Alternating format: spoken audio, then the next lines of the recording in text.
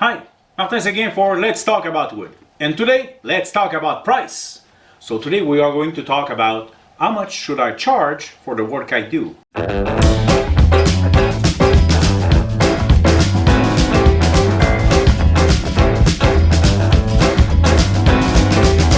So one of my followers wrote to me about this and he said, Martin, how do you price your work? By the way, if you have any question about whatever I do, please write to me and maybe I will answer you either by video or by writing. No problem at all. Okay, so he's asking, okay, how do you price your stuff? So today we are going to talk about 4 kinds of work that me over here, I'm kind of doing. Yes, woodworking with a plan for a client that is having a special request. Also, we are going to talk about a repair. How do you charge for repair? There's also CNC working that could have a special price. And then there is the art that you can do. Sometimes you don't know how to price your stuff. This is not a really good example, but let's say about wood turning. How do you price your work? So this is what we are going to talk. Some people might say, I'm retired, might have the time. Yeah, but don't become cheap labor. Why? Maybe your neighbors or somebody you know is doing woodworking and you're killing his market just because you don't charge enough. Clients are ready to pay for the right product. So please think about others. Okay, I'm sorry because I will be probably reading. I have a lot of notes to talk about. The first thing you will have to care is how much do you charge per hour. Really important. Don't forget that this charge will include your machine, all your tools, the consumable that you have, the sandpaper, the glue, all that things has to be in your price. Your time, don't forget. And would you go work for somebody else at that rate? This is part of the question, okay? Don't go as a cheap labor. Think about also the experience that you have, all the time that you have invested into making sure that you masterize your technique. This is included in the price. Don't forget it. Now, first, CNC. Here, CNC, make sure that you have a rate for your time and a rate for your machine. And it's not because the machine is working by itself that you should not charge the time the machine is working, because you did a lot of experiment with it. You will learn how to use it. And you will probably do some prototype. Maybe use pine in order to check your pattern before you do on a regular wood. So don't forget to charge that. This is really important. Making sure that you respect yourself about it. There's a guy that asked me to do a piece of furniture, and he showed me in the magazine what he want. In fact, it was another store, and he would ask me if I would do it instead of buying it. I said, if I do it myself, it's going to be twice the price. I have to set up my machine and he said, oh man, that's too expensive. He said, they are doing it full time. Everything is already set up and they do it, I don't know, 100 per day. I cannot compete with that. And he said, well, that's too much. I said, okay, I'll do it at the salary you're getting paid at your job. He said, oh, no. Hey, okay, what am I? Junk? I don't value the same salary as you do as your own job. And he was not a lawyer, okay? So, that kind of customer, run away. Next, Christmas fair. This is where you build some stuff and you check. This is going to be a testing on the market. Try some price, try some prototype, and my suggestion is to do 5 of whatever you want to sell and test it. If it's taking a long time to sell it, maybe you ask too much or you're not in the right market. If it's selling very fast, maybe you don't charge enough for it.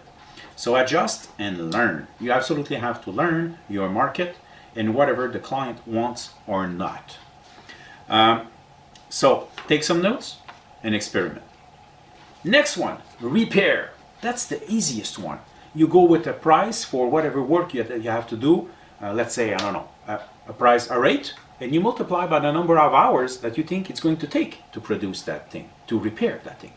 What everybody forget is if you have to match the finish. If you do have, this is going to be a lot more time, a lot more money invest on your side. So take care about that. Don't forget it when you do your estimate on a repair. Then woodworking, creating a furniture, exactly what your customer is asking for. This is a little bit complicated, and this is where I use a technique of the times 4. But, so it's wood times 4, but not on all wood. What I do is I do the calculation on maple. Multiply, let's say, 15 PMP plus whatever I can lose, so maybe I need a little bit more. 15 PMP at $5, it's 75. And let's say that I need to add a little bit more just in case some stuff happen, you know, shit happen. So I'll go, let's say $100. Okay, it's 75, I say 100. Perfect. 100 times 4, it's 400. But let's say you do the project with pine. It's a lot cheaper. And instead of $100 for the wood, it's 50. So I will still do 100 times 4, it's 400. But the wood is going to cost me $50 less. So the total price is 350. Opposite, let's say I'm doing it with walnut. It's going to double the price of the wood. So it's still 100 times 4. But instead of costing 100, it's 200. So the calculation of 400, I do 4 plus $100. So the total is 500. Don't forget all the hardware that you might need. And also maybe you have more than one piece of wood to produce. A little bit of maple, a little bit of walnut, and maybe, I don't know, whatever, melamine, maybe some other stuff that you might need. Baltic birch. So all those should be in your calculation. By the way, for the members that paid for my YouTube channel, it's $1 per month. Just ask me my Excel spreadsheet and I will send it to you free, and it's going to be in English, by the way. So that's the way I calculate my stuff. Then times 4 is when I'm doing a regular finish on the product. If I don't do the finish, it's going to be times 3. That's my way of calculation. If you have a way to calculate on your side, just use your method. This is mine, and I'm sharing it just to help you guys. For the finish, if it's a more complicated finish that you have to do, maybe you should add an extra to do it. If the furniture is really complicated to build, maybe times 4 is not enough. So add time to it, add a little bit to the total price.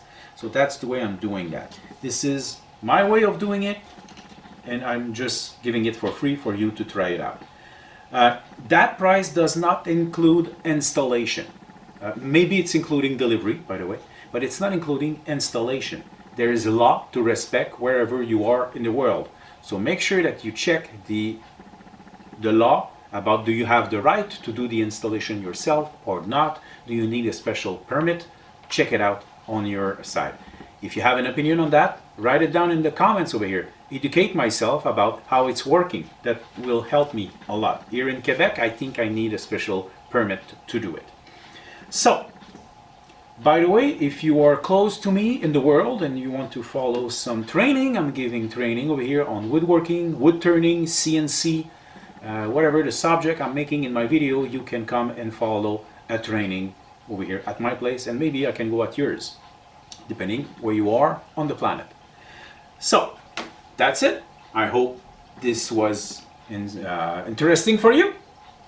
Thank you.